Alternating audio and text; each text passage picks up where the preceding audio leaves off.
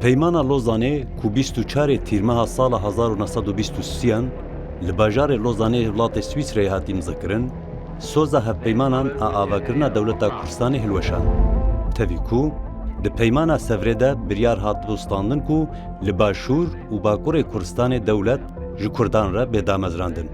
Lê dewletên bihêz nemaze Brîtanya ew biryar di peymana Lozanê de hilweşandin.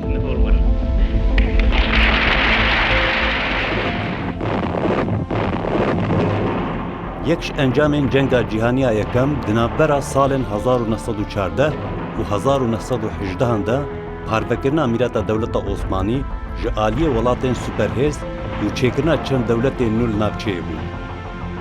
Berevajî navçeyên Iraq Erebî, hêzên Brîtanyayê bê tişer û pevçûnekê hatin Başûrê Kurdistanê.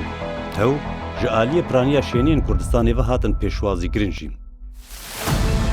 Pêşî, Brîtanyan ve gelên navçeyê Sozdan Kurdan, dewleke taybet ji Kurdan re ava bikin. Li gor peymana sevreya sala 1920 biryar hat standin ku cuda ji Iraq Erebî dewletek ji Kurdan re bê çêkirin. Wek di bendên 62, 63 û 64 de bi zelalî û eşkere behsa şêwaz û sînorên wê dewleta Kurdistanê tê kirin. Di benda 62 a peymana sevrê de heye nivîsîn ku divê Komisyona Stenbolê bifermî sê nûneran li Brîtanya, Fransa û İtalyayê destnîşan bikin. Divê heta 6 mehan piştî îmzakirina vê peymanê ew Komisyona Sênûnerî nexşeyekê ji bo xwarêveberiya herêmî ya wan navçeyan pêşkêş bike ku piraniya şêniyên wan Kurd in. Li Rojhilatê Çemê Firatê û Başûrê Ermenistanê sînor ji wan re bêdestnîşan kirin. Eger komisyonê nikarî biryara yekalîker bide, hingê nûner dikarin bi hikûmetên xwe re vê mijarê got û bêj bikin. Behsa parastina mafên aşûrî û pêkhateyên din jî hatiye kirin. Di benda 63 a peymana sevrê de behsa wêyekê tê kirin ku hikûmeta Tirkiye stûxwar dibe ji bo her biryareke ku komisyon bide wek ku di benda 62 de hatiye behs kirin. Divê dema sê mehan de piştî derxistina biryarê wan jî bi cih bikin. Her wiha di benda 64 a heman peymanê de tê nivîsîn ku divê hikûmeta Tirkiye razî bibe û dest ji wan navçeyan berde. Divê Tirkiye dest ji wan navçeyan hilgire, mav jî li gor hevkirina Tirkiye û hevpeymanan dibin. Eger Kurdên wilayeta Musilê jî bixwazin bi razîbûna xwe cuda bibin, hingê hevpeyman tirê giriyekê nakin ku herin bal hikûmeta Kurdî an got herin bal dewleta Kurdistanê ku dê li Bakurê Kurdistanê bê ava kirin. ئەو ناوچانەی پەیمانی سیڤەرباسی لێوەکرا هەمووی کوردستانی عوسمانی بوو بۆ لەبەرەوەی عوسمانیەکان شەڕیان کردبوو دوژی بەریتانیا بەڵام کوردستانی ئێران باسی لێوە نەکرا بوو هۆکارەکەش چ بوو لەبەر ئەوەی ئێران بێلایەن بوو لە شەڕی جیهانی یەکەم لەبەر ئەوەی شەڕی نەکرد و دوژی بەریتانیا سزای نەدا بوو تورکیا توانی لەو کاتدا قەنەعەت بە ڕۆژئاوا بینی کە ئەو ئەگەر بەهێز بکرێ باشترین ڕێگر دەبی لەوەی کە سۆڤێت بتوانی پەل بەهاوێ بۆ ئەو ناوچانە لەوانش کوردستان و عێراقش و لەو کاتیشدا لە ڕاستیدا هاوپەیمانەکان قەنەعەتیان بەو هاوپەیمانیەتە هینە ئەو هاوپەیمانیەتە تاکو ئێستاش ماوە لە ڕاستیدا ئەوەی کە تورکیا تاکو ئێستاش هاوپەیمانی سەرەکی ئەمریکایە دەگەڕێتەوە بۆ ئەو کات بۆ بیستەکانی سەدەی بیستم تورکیا توانی زیاترین سوود ببینی لەو ناکۆشەی نێوان بەرەی ڕۆژئاوا و ڕۆژهەڵات ئەوەی پێیان دەگوتن بەرەی دیموکراتی و با بڵێن ئەو دەوڵەتانەی با بڵێن کۆمەنیزم دەیان گوت دیموکراتی نینە سۆڤێت گەمەیەکی تورکیا گەمەیەکی باشی کرد لەسەر ئەو ناکۆچیانە و توانی پایەکی سەنگەکی باش بۆ خۆی دروست بکە بەڵام کورد نەیتوانی سوود لەو ناکۆچیە ببینی و قوربانیەکی سەرەکی ئەو ناکۆچێ بوو.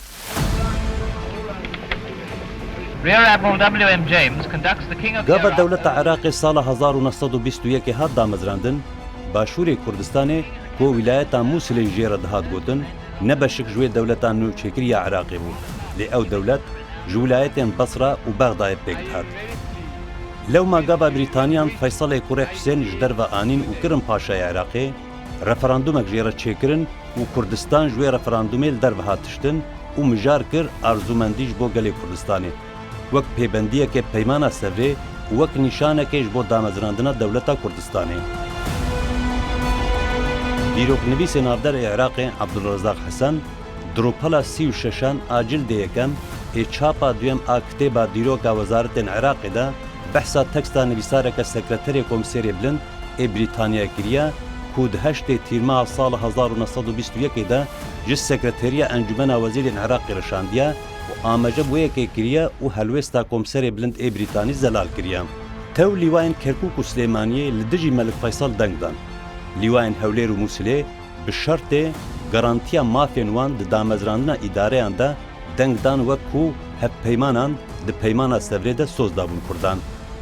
Hevdem di reşnivîsa mandata Brîtanya bi ser Iraqê de di maddeya 16 de hatiye nivîsîn ku tit tişt di vê mandatê de nîne rêl ber aliyê mandatgerî bigire di damezrandina hikûmeta serbixwe di aliyê îdarî de li navçeyên Kurdî wek ku hin kes behs dikin. Melik Feysal û Komîserê Bilind ê Brîtanya li Iraqê Percy Jokes 23 tebaqa 1922 derbarê pirsa Kurd de godupêş kirine. Komîserê Bilind ê Brîtanyayê 25 cotmeha sala 1921 birûskek ji Wezîrê Koloniyên Brîtanya reşandiye û tê de behsa naveroka hevdîtina xwe kiriye û amaje bû yekê kiriye ku di bersivê de ji Feysal ragihandine ku siyaseta Brîtanyayê handane ji bo çêkirina dewleteke Erebî ne ku împaratoriyeteke Erebî. Çiya wek amajeyekê bo çiyayê hemrîn sînorê cudakarin di navbera Kurd û Ereban de. Ew ê din jê re têgotin Kurdistan. Tevî ku hinek kêmîneya Türkmenî jî tê de dijîn. Ji bo Iraqê Kurdistan dosta wê ye û dibe martaleke Kurd li dijî Tirkiye û dibe şîrîkê Iraqê di berjewendiyên hevbeş de. Doktor Welîd Hemdî di rûpelên 138 û 139 ên kitêba Kurd û Kurdistan di belgeyên Brîtanyayê de amaje bê belgeya Brîtanî daye. ڕاستیدا دەوڵەتی عێراقی هەلێکی ڕەخساندبوو لە ساڵی 1922 و بەریتانیاش بەیانێکی هاوبەشیان دەرکرد کە ئەوان واتە بەریتانیا و دەوڵەتی عێراق ئامادەنە دام بنێن بە حکوومەتێک یان کیانێک بۆ کوردەکان لە عێراقدا بەڵام لە چوارچێوەی دەوڵەتی عێراقیدا. بەڵام لە ڕاستیدا شێخ مەحموود لەو کاردا خراپترین مامەڵەی لەگەڵ ئەو هەلە کرد. ئەو لەو کاتەدا سەر بەخۆی خۆی ڕاگەیان لە دەوڵەتی عێراقیدا لە کاتێکدا هیچ ئامادەکاریەک بۆ ئەوە نەکرابوو بۆیە ئەو هەلە زێڕینە لە دەست چوو کە دەکرا ئەو کیانەی کە لە 1992 دروست بوو پەرلەمان و حکوومەتی هەرێم لە 1922 دروست بە. بەڵام شێخ مەحموود بەوەی کە تێنەگەیشتی بوو لە پەیوەندە نێودەوڵەتەکان لەو کاتدا لە پارسەنجی لە خوێندنەوەی پارسەنجی هێزی خۆی و دەوروبەری ئەو هەلە زێڕینەی لە دەستدا و کوردیش هەلێکی زێڕینی بۆ ماوەی نزیکەی 80 ساڵ لە دەستدا تاکو دواتر لە نەوەتەکان ئەمە دەدەینن ئەو کیانە دروست بوو. یعنی ئەو کیانەی 92 ئەو حکوومەت و پەرلەمانە دەکرا لە 22 دروست بە. ئەگەر خراپ مامەڵەکردنی کورد نەبا لەگەڵ ڕووداوەکە. هەروەها پشتی پەیدابوونا پرزگرێکێک نابەرە عێراق و تورکێدا لەسەر چارەنویسا ویلایەتا مووسڵێ دە ئەنجام دە هەردوو ئالیان لە هەفگرک و کۆمەڵەیە گەلان بێ مژارەیە گالی بکەن. پشتی پێکانینا کۆمیتێ و هاتناوێ بۆ باشووری کوردستانê پاشێ di sala 1924 de raporek duî warî de pêşkêş kir. Di beşeke raporê de hatiye gotin ku melnivîsên hemû coğrafyanas û gerokan temaşe kir. Li gel kitêbên kevin ên dîrokî û coğrafyayê û hejmarek ezdeya nexşên Erebî û bi sedan nexşên Ewropî ku di navbera sed salên 16 û 20 de derketine û kitêbên gerok û coğrafyanasan. Her wiha kitêbên coğrafyayê ku li dibistanên qonaxa navendî li Misrê tên xwendin. Derdkeve ku Iraqê Erebî ji hît Tikrit yan çiyayê Hemrîn bêhtir derbas nebûye. Ji bakurê wê re tê gotin Kurdistan. Di gel van hemû belgeyan jî bêyî xwesteka şeniyên Kurdistanê di dawî de piştîvaniya Brîtanyayê di komeleya gelan de başûrê Kurdistanê bi Iraqê Erebî ve hat zeliqandin. ئێمە دەبێ بزانین هۆکاری بڵێن نێودەوڵەتی هەبووە گۆڕان لە سیاسەتی نێودەوڵەتی بیزات لە سیاسەتی بەریتانیا بەرامبەر بە کورد فاکتێک بوو بۆ ئەوەی کوردەکان پشتگوێ بخرێن.